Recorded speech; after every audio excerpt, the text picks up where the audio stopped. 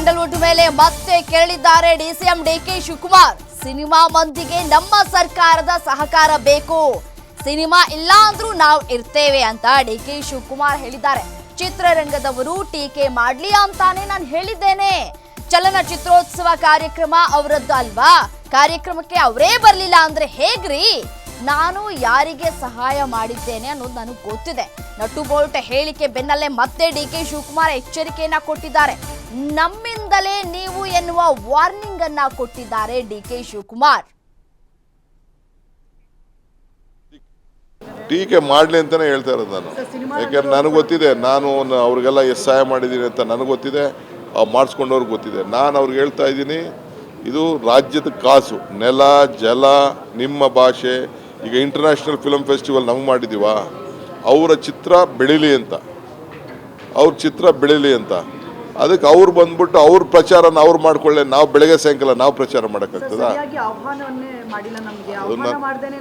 ಹೇಳಿ ಇರಲಿ ಪಾಪ, ಅವರು ನಾಗಭರಣಂದು ಮಾಡಿಲ್ಲದೆ ಇರ್ಬೋದು.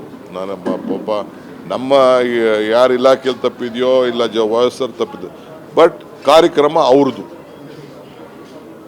ಅವ್ರ ಕಾರ್ಯಕ್ರಮ. ನಾನು ಗೊತ್ತು ನನಗೆ ಟೀಕೆ ಮಾಡ್ತಾರೆ. ಟೀಕೆ ಮಾಡಿದ್ರೆ ಎಚ್ಚರಿಕೆ ಮಾಡಬೇಕಲ್ಲ. ನಂಗೇನು ಟೀಕೆ ಮಾಡಿದ್ರೆ ನಂಗೇನು ಬೇಜಾರೇನಿಲ್ಲ. ಇಲ್ಲ ನಾವು ತಪ್ಪು ಮಾಡಿದ್ರು ನಾವು ಕರೆಕ್ಟ್ ಮಾಡ್ಕೊಂಡ, ಅವ್ರು ತಪ್ಪು ಮಾಡಿದ್ರೆ ಅವ್ರು ಕರೆಕ್ಟ್, ಅವ್ರದ್ದು ಇದು. ನಾವು ಫಿಲಮ್ ಇಲ್ಲದೆ ನಾವು ಬದುಕಕ್ಕೆ ನಮ್ಮ ಕೈಯಲ್ಲಿ ಶಕ್ತಿ ಇದೆ, ಬಟ್ ಅವ್ರಿಗೆ ಮತ್ತಷ್ಟು ಡೀಟೇಲ್ಸ್ ನೀಡ್ತಾ ಹೋಗ್ತಾರೆ ನನ್ನ ಕಲೀಗ್ ವೀರೇಶ್ ದಾನಿ, ಸ್ಪೆಷಲ್ ಕರೆಸ್ಪಾಂಡೆಂಟ್. ಖಂಡಿತವಾಗಿಯೂ ರಮ್ಯಾ, ಕರ್ನಾಟಕ ಚಲನಚಿತ್ರೋತ್ಸವದ ಮಂಡಳಿ ವತಿಯಿಂದ ಇದೀಗ ಅಂತಾರಾಷ್ಟ್ರೀಯ ಚಲನಚಿತ್ರೋತ್ಸವ ಬೆಂಗಳೂರಿನಲ್ಲಿ ನಡೀತಾ ಇದೆ. ಈ ವಿಚಾರವಾಗಿನೇ ಡಿಕೆ ಶಿವಕುಮಾರ್ ಅವರು ಮೊನ್ನೆ ಕಾರ್ಯಕ್ರಮದಲ್ಲಿ ಚಲನಚಿತ್ರ ರಂಗದಲ್ಲಿ ಯಾರ್ಯಾರು ಏನ್ ಮಾಡ್ತಾರೆ ನನಗೆ ಗೊತ್ತಿದೆ, ಎಲ್ಲ ಮಾಹಿತಿ ಇದೆ, ನಟ್ಟು ಬೋಲ್ಟು ಟೈಟ್ ಮಾಡೋದು ಸಹ ನನ್ಗೆ ಗೊತ್ತು ಅನ್ನೋ ಒಂದು ಮಾತನ್ನ ಹೇಳಿದ್ರು. ಈ ಡಿಕೆ ಶಿವಕುಮಾರ್ ಅವರ ಈ ಹೇಳಿಕೆಯ ನಂತರ ಸಾಕಷ್ಟು ಆಕ್ರೋಶ ವ್ಯಕ್ತವಾಗ್ತಾ ಇರುವಂತದ್ದು ಸಿನಿಮಾ ರಂಗದಿಂದ.